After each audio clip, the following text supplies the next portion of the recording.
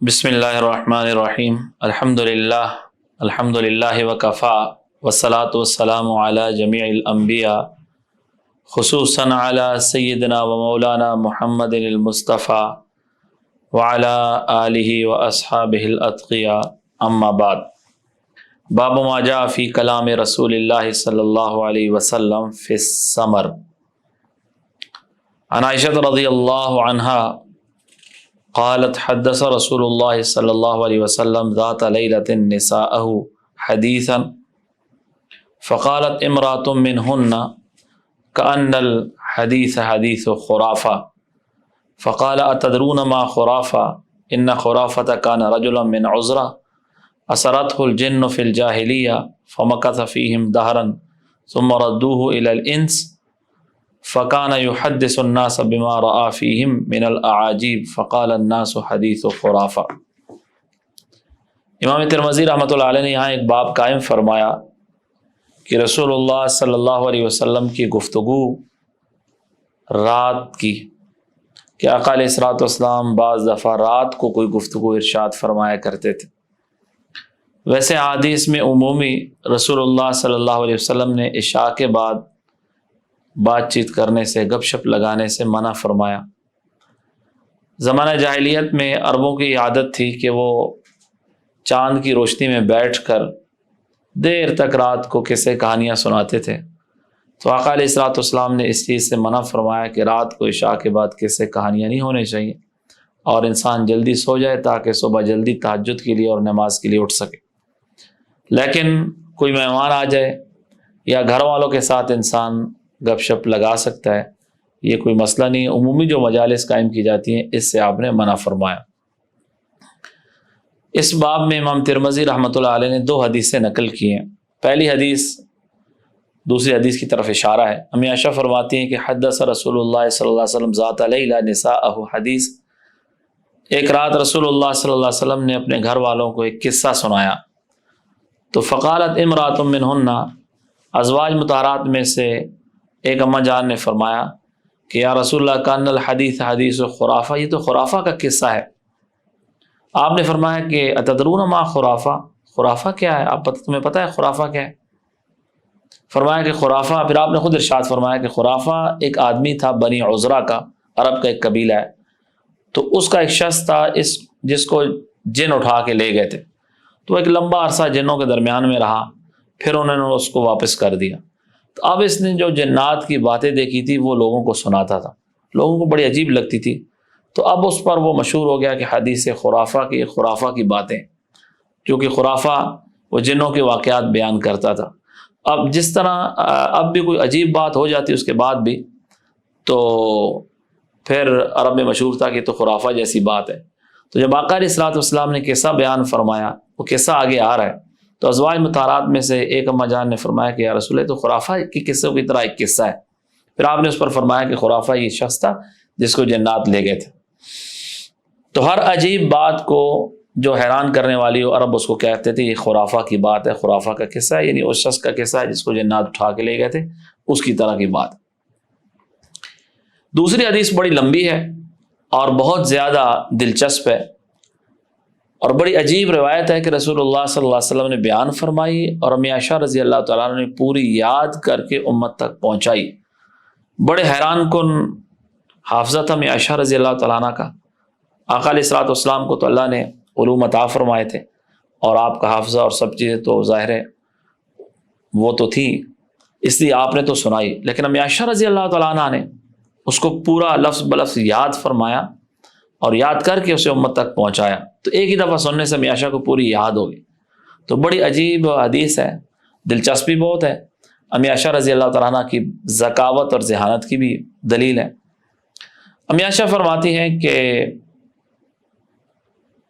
जलसत इहदा अशरता इमरा, 11 औरतें बैठी।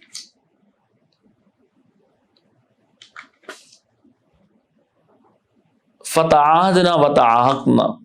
उन्होंने आपस में ये मुआहिदा किया कि अल्लाह यक्तुमना मिन अखबार अज़वाजिहिन्ना शैया, कि हम اپنے شوہروں کی کوئی بات چھپائیں گی نہیں، اپنے شوہروں کی کوئی عیب جو ہوگا ہم واضح بیان کریں۔ یہ 11 عورتیں عرب کی یمن یا حجاز میں تھیں، ان کے شوہر گھر پر نہیں تھے، یہ اکٹھی جمع ہوئی، تو جمع ہو کے یہ کہنے لگیں کہ ہم اپنے شوہروں کی باتیں بتاتی ہیں،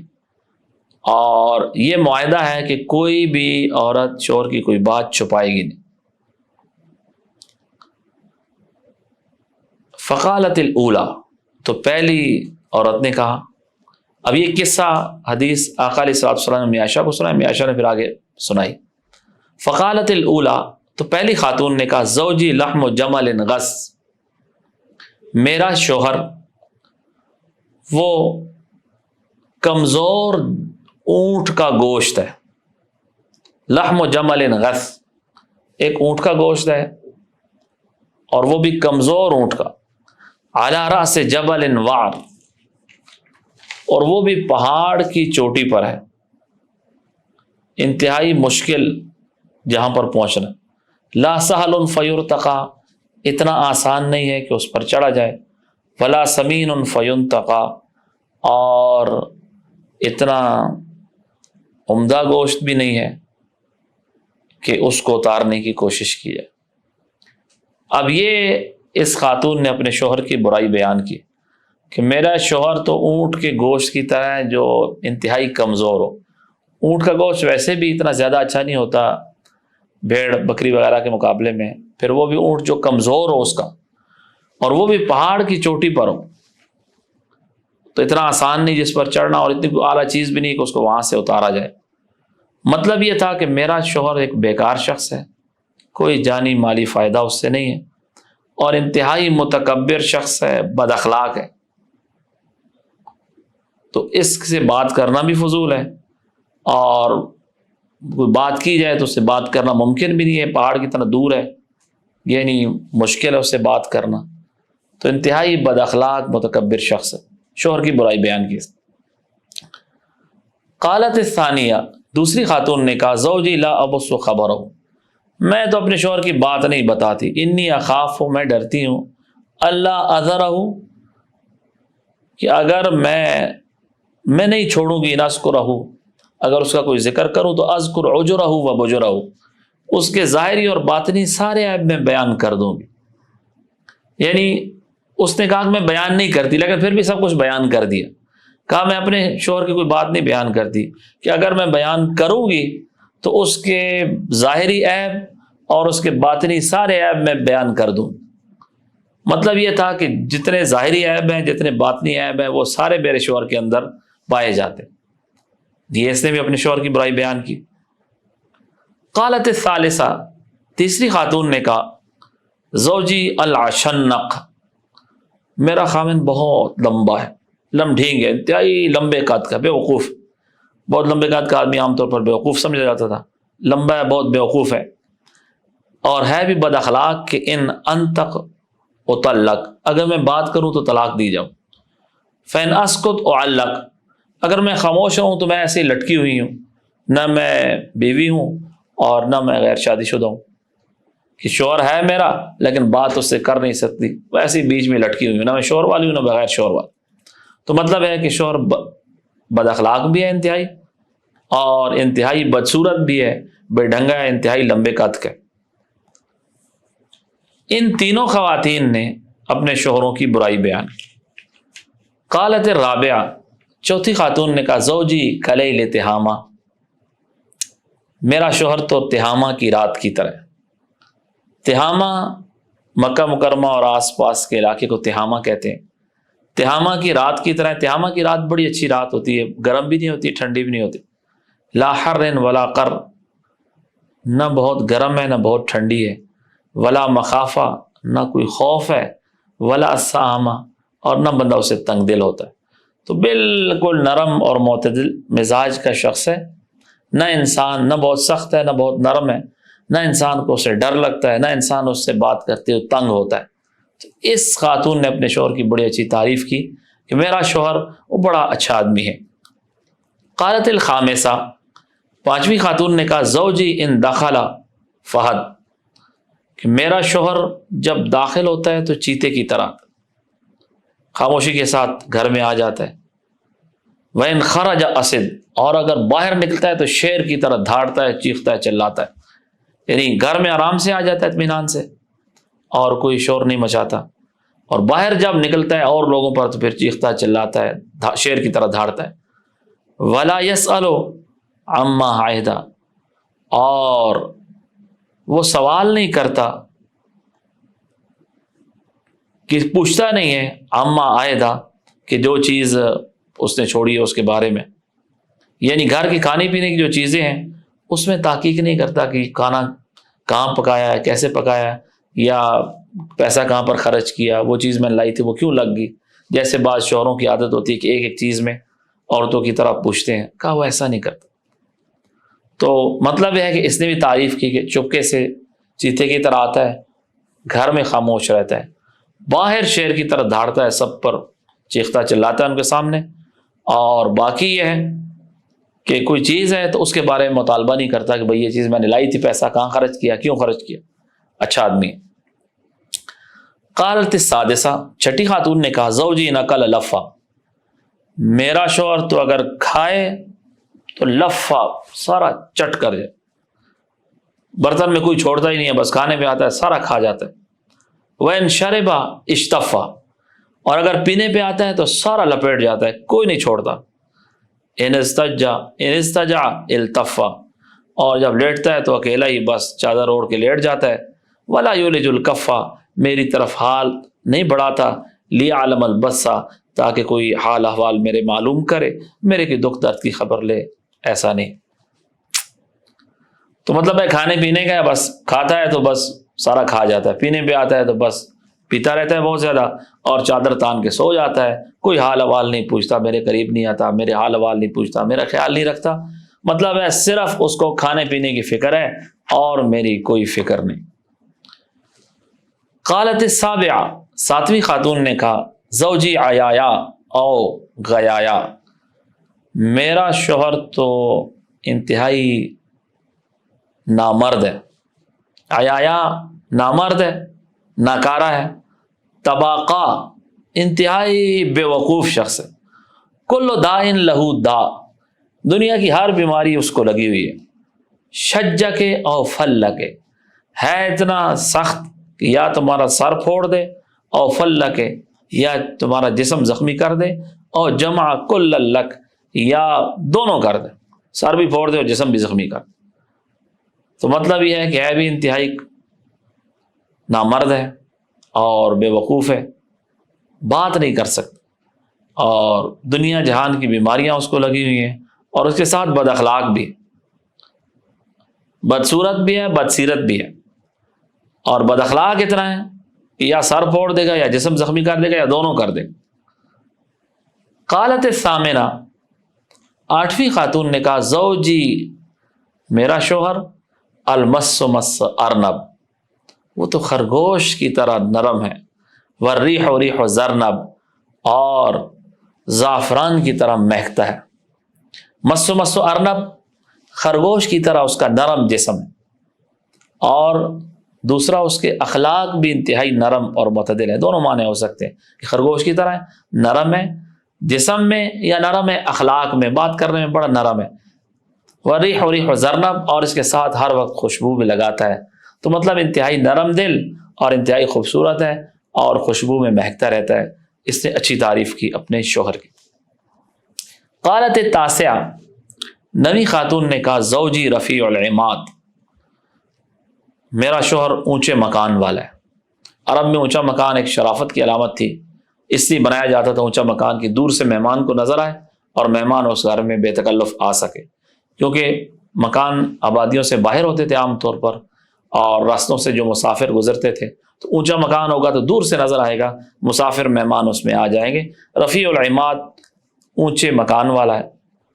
عظیم الرماد، عظیم الرماد، زیادہ راکھ والا ہے، یعنی اس کے یہاں مہمان اتنے آتے ہیں، ان کے لیے کھانا پکتا ہے، بہت زیادہ راکھ ہمارے گھر میں ہوتی، مطلب ہے مہمان کثرت سے آتے ہیں۔ طویل النجاد، لمبا قد ہے اس کا۔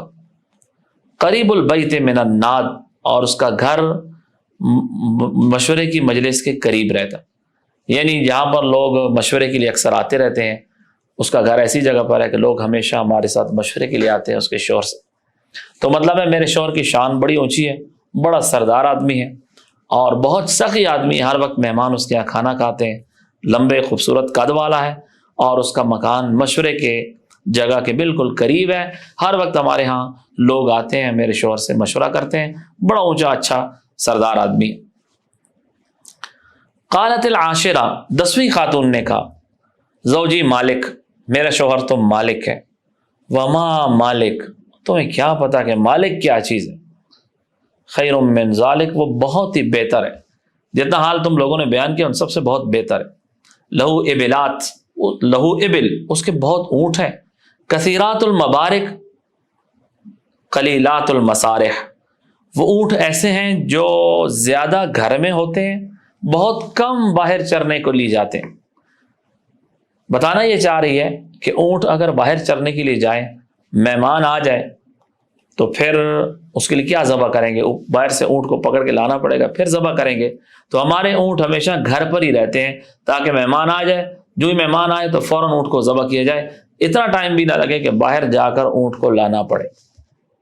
تو یہ ایسا شوہر ہے میرا کہ اس کے اونٹ ہیں، اور وہ اونٹ ایسے ہیں کہ ہمیشہ اکثر گھر پہ رہتے ہیں، بہت کم باہر جاتے ہیں کیونکہ کسی وقت بھی مہمان آ سکتے ہیں۔ اذا سمعنا صوت المزہر، جب وہ کسی باجے کی آواز سنتے ہیں، ایقن انہن حوالق، انہیں یقین ہو جاتا ہے کہ انہوں نے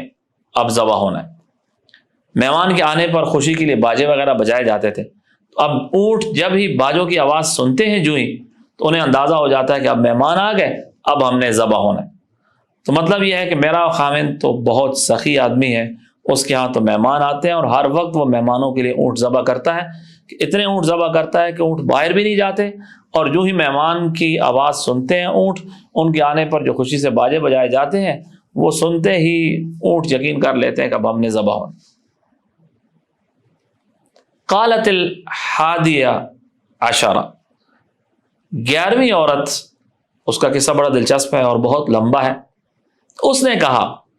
زوجی ابو زرع، کہ میرا شوہر جو ہے وہ ابو زرع ہے۔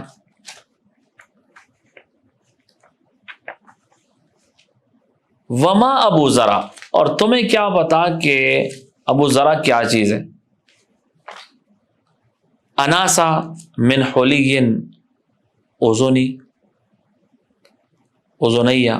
اس نے زیورات سے میرے کانوں کو بوجھل کر دیا،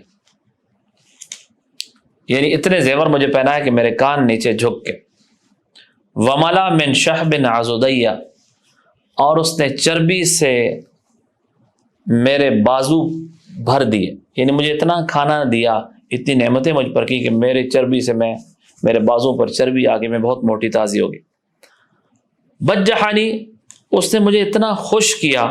کہ فبجحت الی نفسی، میں اپنے آپ کو عجب میں مبتلا ہو گئی، اپنے آپ کو بہت اچھی اعلیٰ سمجھنے لگی، اتنا اس نے مجھ پر احسانات کی، خود پسندی میں مبتلا ہو گئی۔ وجدنی فی اہل غنیمہ بشق، مجھے اس نے ایسے گھر میں پایا تھا کہ ہمارے ہاں بکریاں تھیں اور ہم مشقت میں زندگی گزار رہے تھے۔ فجعلنی فی اہل سہیل، وہ مجھے ایسے گھر میں لے آئے جس میں گھوڑے ہیں، وہ عتیت اونٹ ہیں، ودائس اور بیل ہیں، وہ منقن اور کسان ہیں۔ ہمارے گھر میں بکریاں تھیں باپ کے گھر، اب شوہر کے آئی ہوں، یہاں گھوڑے ہیں، اونٹ ہیں، بیل ہیں، کسان ہیں، بہت کھیتی اور کھیت اور باغات اور بہت نعمتیں۔ فَعِندَهُ أَقُولُ فَلَا أُقَبَّحُ، وہ تو ان کی مالی ثروت تھی، مالی وسعتیں تھی، اخلاق ایسے تھے کہ میں کوئی بات کرتی تو فَلَا أُقَبَّحُ، مجھے برا نہیں کہا جاتا تھا۔ وَأَرْقُدْ فَأَتَصَبَّحُ، اور میں سو جاؤں تو صبح تک سوئی رہتی تھی، کوئی پوچھتا نہیں۔ وَأَشْرَبُ فَأَتَقَمَّحُ، اور جب میں پانی پیتی تھی یا کوئی چیز پیوں تو پیٹ بھر کے پیتی تھی، کوئی کنجوسی نہیں تھا، کوئی یہ نہیں کہتا تھا کہ سارا پی گئی ہے۔ یہ تو شوہر تھا۔ ام ابی زرع، اس ابو زرع کی ماں جو میری ساس ہے، فما ام ابی زرع، اس کی ماں کیا ہی خاتون تھی، عقومها رداع، بڑے بڑے برتن اس کے بھرے رہتے، وبیتها فصاح، گھر اس کا کشادہ، ابن ابی زرع، ابو زرع کا جو بیٹا تھا، فما ابن ابی زرع، کیا ہی شاندار بیٹا تھا، مضجعہ کمثل شطبہ، اس کے لیٹنے کے لیے کھجور کی پتلی سی ٹہنی بھی کافی تھی۔ عربوں میں مرد کے لیے پتلا ہونا بہت اعلیٰ سمجھا جاتا تھا، تو کہا ابو زرع کا جو بیٹا تھا وہ ایسے پتلا تھا کہ کھجور کی شاخ پر وہ سو جاتا تھا، یعنی اتنا اس کے باریک تھا کمر تھی کہ وہ کھجور کی شاخ اس کے سونے کے لیے کافی تھی۔ وَتُشْبِعُ ذِرَاعُ الْجَفْرَ، اور بہت کم کھاتا تھا کہ ایک بکری کی ایک دستی اس کا پیٹ بھر دیتی تھی۔ بنت ابی زرع، ابو زرع کی جو بیٹی تھی، کیا ہی، فما بنت ابی زرع، کیا اس کی بیٹی تھی، طوع ابیہا، باپ کی اطاعت گزار تھی، وطوع امہا، ماں کی بھی اطاعت گزار تھی، وملو کسائہا، انتہائی موٹی تازی تھی، عرب کے اندر خواتین کا موٹا ہونا بڑا اچھا سمجھا جاتا، وغیظ جارتہا، اور سوکن کو بالکل جلانے والی تھی، کہ انتی خوبصورت تھی کہ جب اس کی سوکن اس کو دیکھتی تھی تو وہ جلتی تھی۔ جاریت ابی زرع، ابو زرع کی جو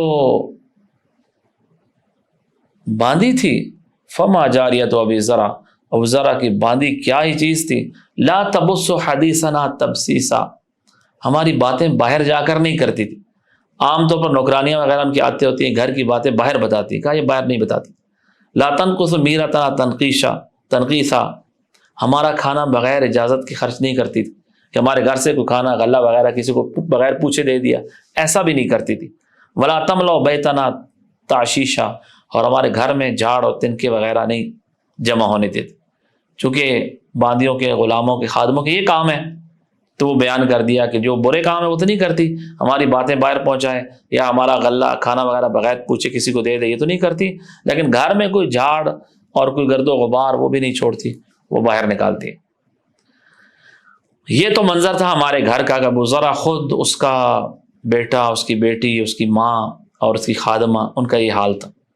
لیکن کہتی کہ ایسا ہوا کہ خرج ابو زرع والاوطاب تمخض، ایک دن صبح صبح ابو زرع نکلا، جب دودھ کے برتنوں میں دودھ ڈالا جا رہا تھا، جانوروں کا دودھ نکالا جا رہا تھا، فلقی امرا، تو اس کی ایک عورت سے ملاقات ہوگی، مع ولدان، جس کے ساتھ دو بچے تھے، لہا، اس کے کل فہدین، چیتے کی طرح، یلعبان من تحت خصرہا، اس کی کمر کے نیچے وہ کھیل رہے تھے، برمانتین، دو اناروں کے ساتھ لیٹی ہوئی تھی اور وہ ایسے کھیل رہے تھے اس کے ساتھ۔ فطلقنی ونکحا، فلقی امرا، وہ ایک عورت سے ملا، معہا ولدان، جس کے دو بچے تھے، کل فہدین، چیتے کی طرح، یلعبان من تحت خصرہا بالرمانتین، وہ کھیل رہے تھے اس کی کمر کے نیچے دو اناروں کے ساتھ۔ فطلقنی ونکحہا، اس نے مجھے طلاق دے دی اور اس سے نکاح کر لی، ابو زرع سے میری طلاق ہو گئی۔ فنکحت بعدہ رجلا سریا، اس کے بعد میں نے ایک اور مرد سے نکاح کیا، وہ عورت کہتی، 11ویں عورت، جو بڑا سردار تھا، رکب شریا، وہ بڑا شاہ سوار تھا، بڑے عمدہ گھوڑوں پر سوار ہوتا تھا، واخذ خطیا، اور بڑا جنگجو قسم کا آدمی تھا، نیزے اس کے ہاتھ میں ہوتے تھے،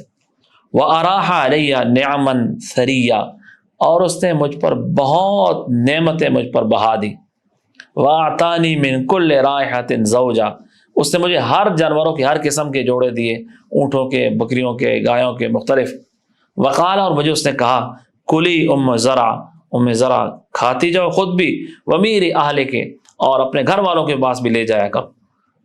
لیکن کہتی ہے کہ فلو جمعت کل شیء اعطانی ہے، اگر میں اس کی تمام چیزیں بھی جمع کر دوں جو مجھے دوسرے شوہر نے دی ہیں، تو ما بلغ اصغر آنیت ابی زرع، ابو زرع کے چھوٹے سے برتن کے برابر بھی نہیں ہو سکتا۔ ظاہر بات ہے ابو زرع اس کا پہلا شوہر تھا، اور پہلا جو تعلق ہوتا ہے وہ انسان کو نہیں بھولتا، تو وہ خاتون بھی پہلے تعلق کو یاد کر رہی تھی، دوسرے نے بہت کچھ دیا، کہا لیکن اس کا سب کچھ ملا کے اس کے ایک چھوٹے سے برتن کے برابر بھی نہیں ہو سکتا۔ قالت عائشہ، یہ حدیث رسول اللہ صلی اللہ علیہ وسلم نے عائشہ کو بیان کی، فرماتے ہیں فقال علی رسول اللہ صلی اللہ علیہ وسلم، مجھے آقا علیہ السلام نے فرمایا، کنت لک کابی زرع لام زرع، کہ میں تیرے لیے ایسا ہوں جیسے ابو زرع تھا ام زرع کے لیے۔ تو عائشہ تھی، بعض روایتوں میں آتا ہے کہ آپ نے فرمایا لیکن میں طلاق نہیں دوں گا، تو عائشہ نے کہا یا رسول اللہ، ابو ذرا کی کیا حقیقت ہے، ابو ذرا کیا ہے، آپ پر میرے ماں باپ پر قربان، آپ تو میرے لیے سب سے زیادہ بڑھ کر۔ تو یہ قصہ امام ترمذی رحمۃ اللہ علیہ نے یہاں پر بیان کیا، اور اس قصے کا مقصد یہ تھا کہ آقا علیہ الصلوۃ والسلام بعض دفعہ اپنی ازواج مطہرات کو کچھ واقعات بھی سنایا کرتے تھے، اور یہ بڑا دلچسپ قصہ، اور اس میں چونکہ گھر کے اندر مل بیٹھنا، کبھی کوئی واقعات سنانا، قصہ سنانا، تاکہ آپس کے اندر ایک دل لگی پیدا ہو اور گھر کے اندر ایک اچھا ماحول پیدا ہو۔ تو آقا علیہ الصلوۃ والسلام نے اپنی امت کی تعلیم کے لیے بتایا کہ انسان کو اپنے گھر والوں کو ٹائم دینا چاہیے، ان کے ساتھ بیٹھنا چاہیے، کبھی گپ شپ لگانی چاہیے، کوئی واقعہ بیان کرنا چاہیے۔ لیکن ظاہر ہے یہ واقعہ پرانے کسی زمانے کا تھا، اس دور میں وہ ایسے لوگ نہیں تھے جو موجود ہوں، تو اس طرح پرانا کسی کا واقعہ بیان کیا جائے جس کو کوئی جانتا نہ ہو تو یہ غیبت میں بھی نہیں آتا، تو اس لیے یہ جائز ہے اس قسم کے واقعات۔ تو انسان کو چاہیے کہ اپنے گھر والوں کے ساتھ اچھا رہے، ان کو کبھی کبھی کوئی واقعات، قصے کہانیاں بھی کوئی سناتا رہے، کبھی ان کے ساتھ کوئی ہنسی مذاق کی بھی بات ہوتی رہے، تاکہ گھر کا ماحول اچھا رہے۔ یہ نہیں کہ انسان ہر وقت غصے میں ہے اور جناب طبیعت میں چڑچڑاپن ہے، بس صرف کام کی بات کرتا ہے، باقی خاموشی سے آ کر، ایسا نہیں ہونا چاہیے، بلکہ آقا علیہ السلام کی سنت ہے کہ گھر والوں کے ساتھ انسان انتہائی اچھے طریقے سے رہے۔ آپ نے فرمایا کہ تم میں سے وہ شخص سب سے بہتر ہے جو گھر والوں کے ساتھ بہتر ہے۔ اللہ رب العزت ہم سب کو رسول اللہ صلی اللہ علیہ وسلم کی کامل اتباع کی توفیق عطا فرمائے۔